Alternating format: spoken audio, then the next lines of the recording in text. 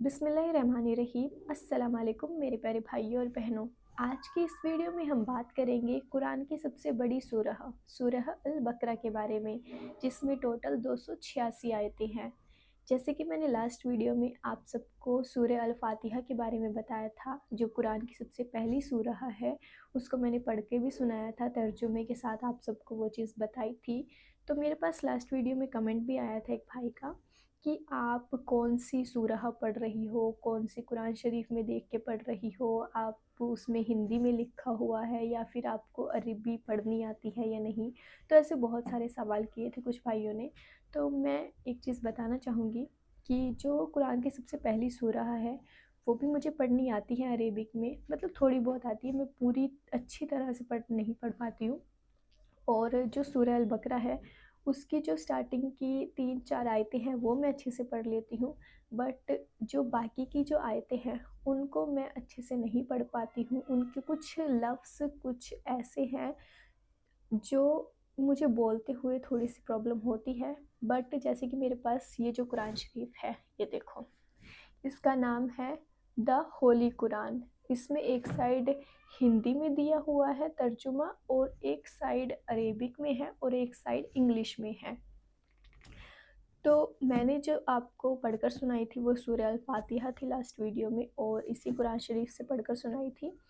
और अब मैं आपको सूरह अल बकरा के बारे में बताऊंगी आज इंशाल्लाह।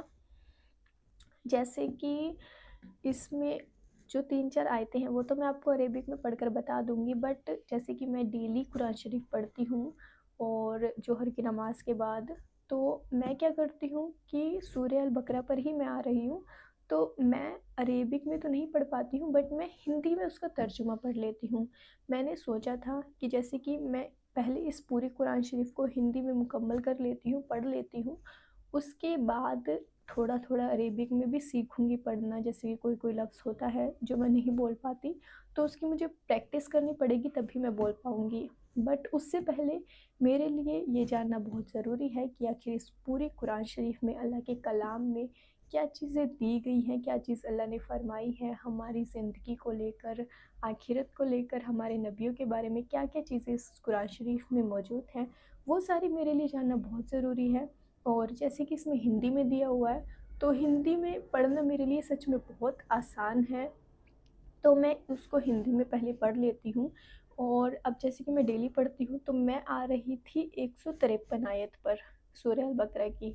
बट फिर मैंने सोचा कि जैसे मैंने आपको लास्ट वीडियो में सूरह अल फातिहा पढ़कर बताई, तो क्यों ना मैं आप सबके साथ ही इस कुरान शरीफ में जो इसकी दूसरी सूरह है, सूरह अल बकरा, जो कि सबसे बड़ी सूरह है, उसको भी आप सबके साथ पढ़कर सुनाऊँ। दोबारा से शुरू करती हूँ कि कुछ चीज़ें मुझे जो नहीं बोल पाई थी, मतलब उनको बोलने की दोबारा से कोशिश करते हैं।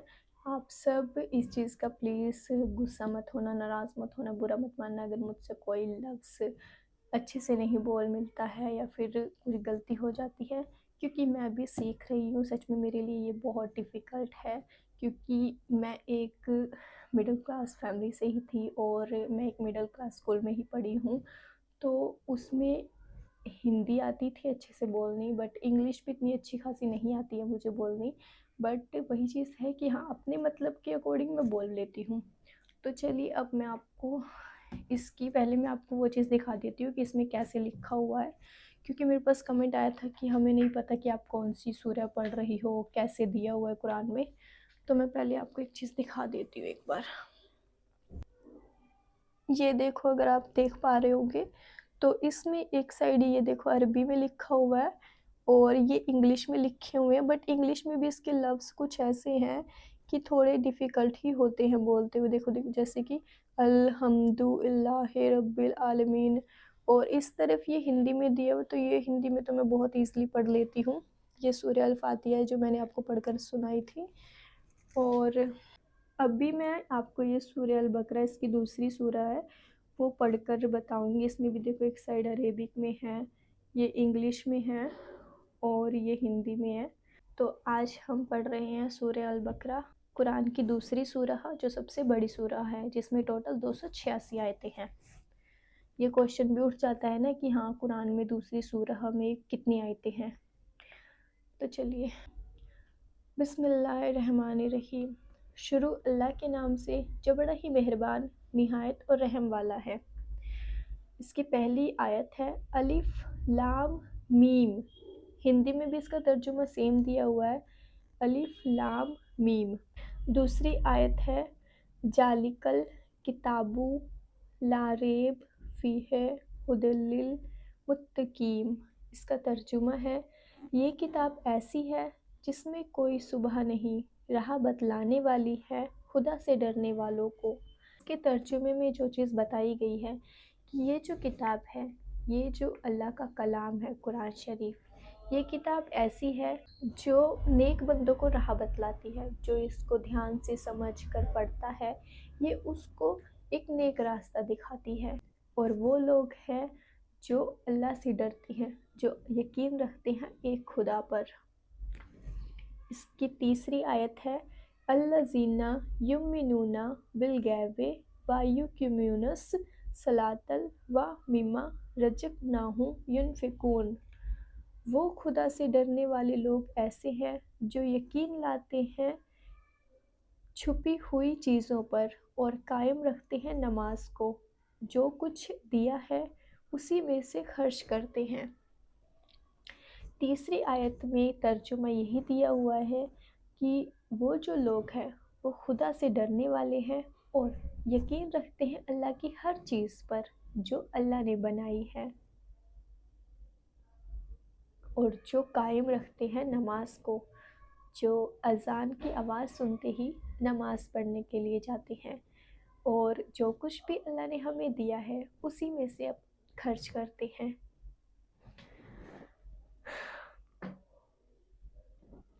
اور اس کی چوتھی آیت ہے والذین یؤمنون بما انزل الیک وما انزل من قبلک وبالآخرۃ ھم یوقنون۔ ترجمہ، اور وہ لوگ ایسے ہیں کہ یقین رکھتے ہیں اس کتاب پر جو آپ کی طرف اتاری گئی اور ان کتابوں پر بھی جو آپ سے پہلے اتاری جا چکی ہیں، اور آخرت پر بھی وہ لوگ یقین رکھتے ہیں۔ اس میں یہی فرمایا گیا ہے کہ وہ لوگ ایسے ہیں جو اس کتاب پر یقین رکھتے ہیں، اللہ کے کلام پر یقین رکھتے ہیں جو ہمارے لیے اتاری گئی ہے۔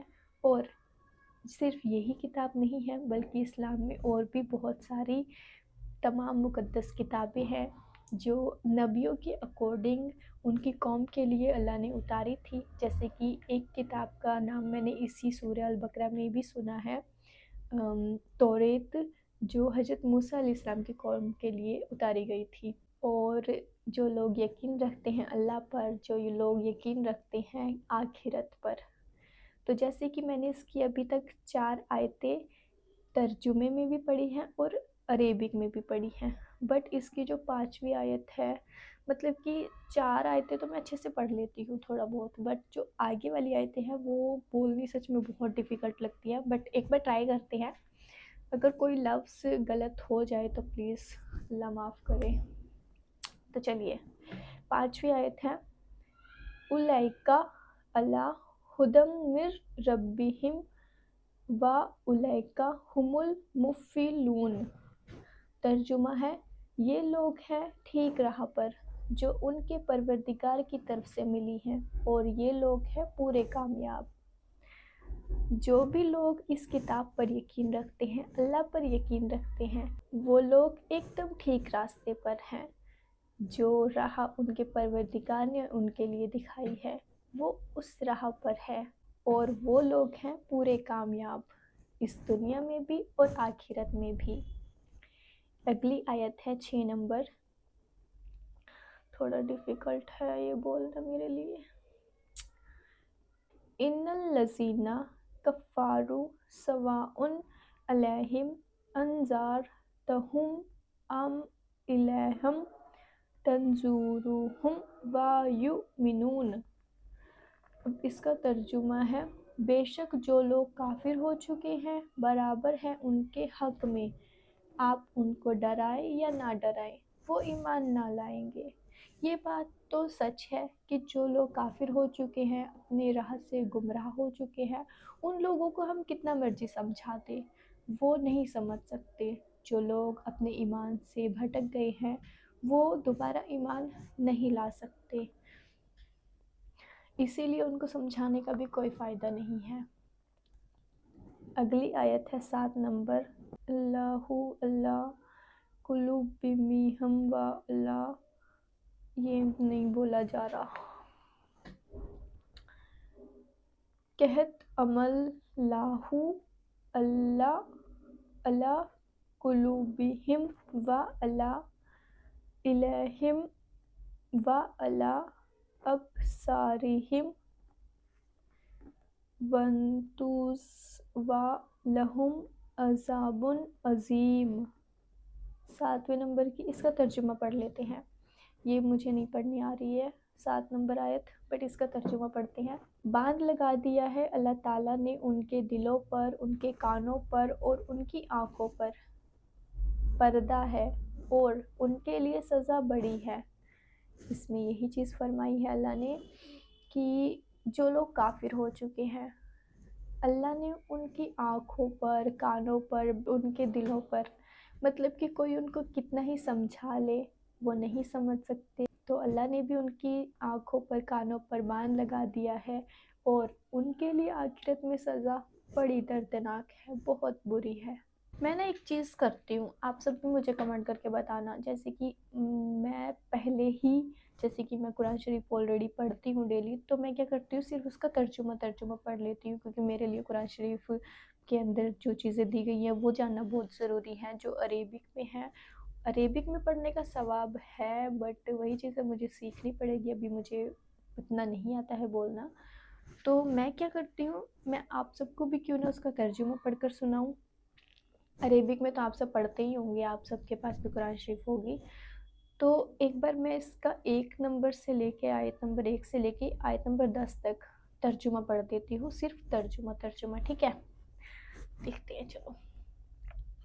الف لام میم، یہ کتاب ایسی ہے جس میں کوئی شبہ نہیں، راہ بتلانے والی ہے خدا سے ڈرنے والوں کو۔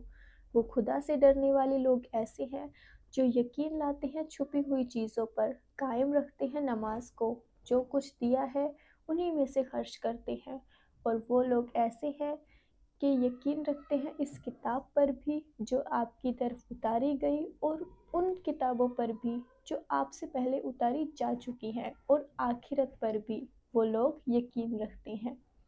یہ لوگ ہیں ٹھیک راہ پر جو ان کے پروردگار کی طرف سے ملی ہے، اور یہ لوگ ہیں پورے کامیاب۔